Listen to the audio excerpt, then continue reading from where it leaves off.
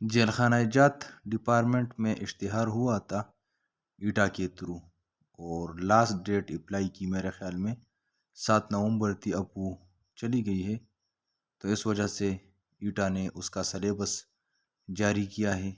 और इस सलेबस में आपके पास इंग्लिश है 20%, पाक स्टडी 20%, इस्लामियात 20% और जनरल नॉलेज 20% और इंटेलिजेंस आई क्यों 20% है। तो अब बात करते हैं कि ये कौन कौन सी पोस्टों के लिए है। तो ये सलेबस आपके पास वार्डर बीपीएस 7 के लिए भी है, मेल और फीमेल दोनों के लिए, और इसी तरह ये गेट कीपर के लिए भी है।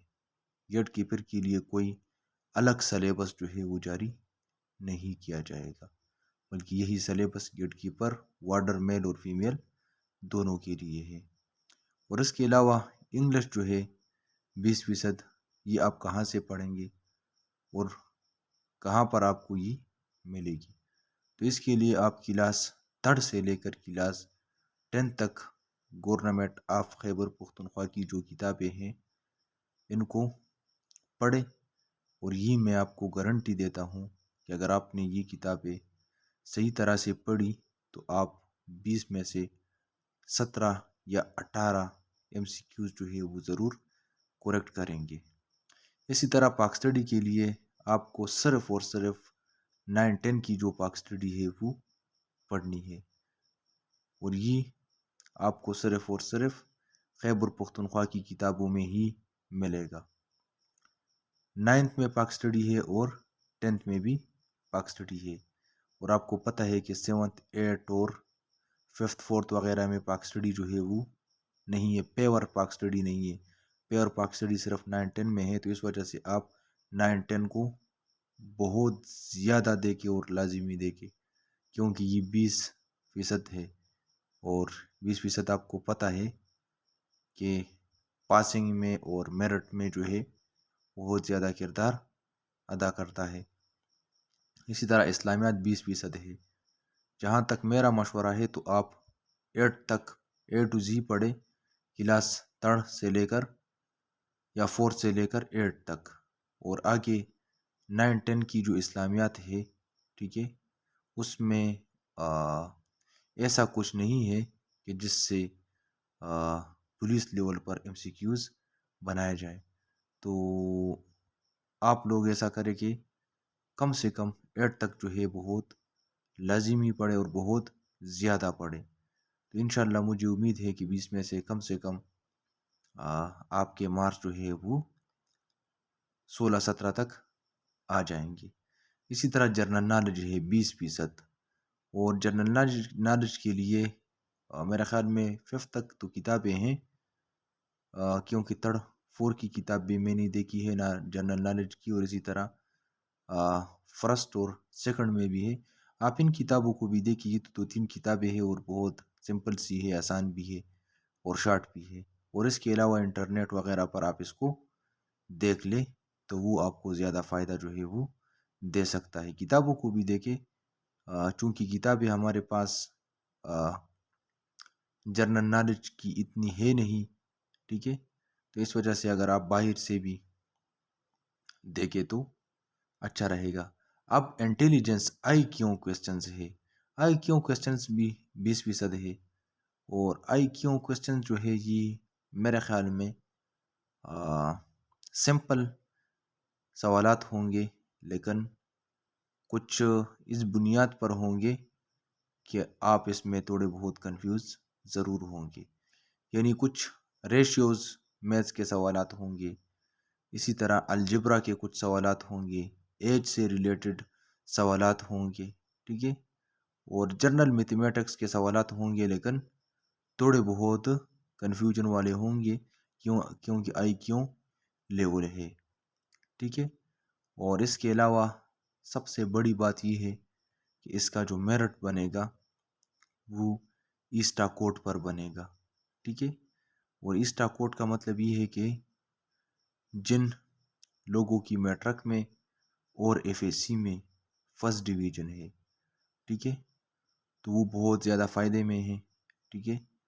और इसी तरह अगर بی اے میں یا ایم اے میں آپ کے فرسٹ ڈویژن نہیں ہے تو کوئی مسئلہ نہیں ہے، لیکن میٹرک اور ایف اے سی میں جو ہے فرسٹ ڈویژن لازمی ہے۔